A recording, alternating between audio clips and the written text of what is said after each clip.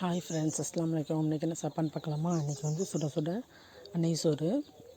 இதில் என்னென்ன போட்டு தாளிக்கிறோன்னு சொல்கிறேன் பாருங்கள். இதில் வந்து நெய் எண்ணெயும் ஊற்றிக்கணும். ஊற்றிட்டு பட்டை, கிராம்பு, ஏலக்காய்லாம் போட்டுட்டு ஒரு வெங்காயம், தக்காளி ஒன்று தான் போடணும். ஏன்னா தக்காளி கலர் கொடுத்து புளிப்பு கொடுத்துரும். இது நெய் சோறுங்கிறனால இஞ்சி பூண்டுலாம் போட்டு தாளித்து, தக்காளி வெங்காயம் இஞ்சி பூண்டு போட்டு தாளிச்சிட்டு பட்டை, கிராம்பு, ஏலக்காய் இதெல்லாம் போட்டுட்டு புதினா மல்லி இதெல்லாம் போட்டு தாளித்து விடணும். புதினா மல்லி, ரம்பை இலை இதெல்லாம் போட்டு தாளித்ததுக்கப்புறம் இதில் வந்து தயிர், பால் கொஞ்சம் ஊற்றணும். டேஸ்ட் கொடுக்கும். இதெல்லாம் ஊற்றி நல்லா கிண்டிட்டு அளந்து வச்ச தண்ணியை ஊற்றிட்டு தண்ணி கொதித்ததுக்கப்புறம் அரிசியை போடணும். அரிசி போட்டு தம்மில் போடுவோம்.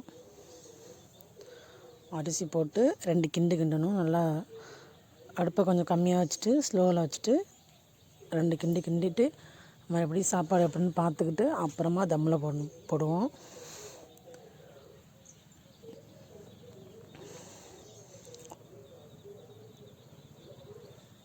இது மேலே கொஞ்சம் நெய் ஊற்றிடணும். நல்லாயிருக்கும். தம்மில் போட்டு ஒரு ரவுண்டு எடுத்து கிண்டணும் பாருங்கள். நல்லா கிண்டி விட்டு மறுபடியும் போட்டு தம்மில் போடணும். இது போட்டதுக்கப்புறம்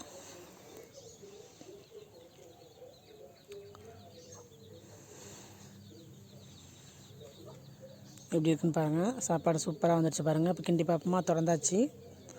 சாப்பாடு சூப்பராக வந்துடுச்சு. இந்த வீடியோ பிடிச்சிருந்தால் லைக் பண்ணுங்கள், கமெண்ட் பண்ணுங்கள், ஷேர் பண்ணுங்கள், மறக்காமல் சப்ஸ்கிரைப் பண்ணுங்கள்.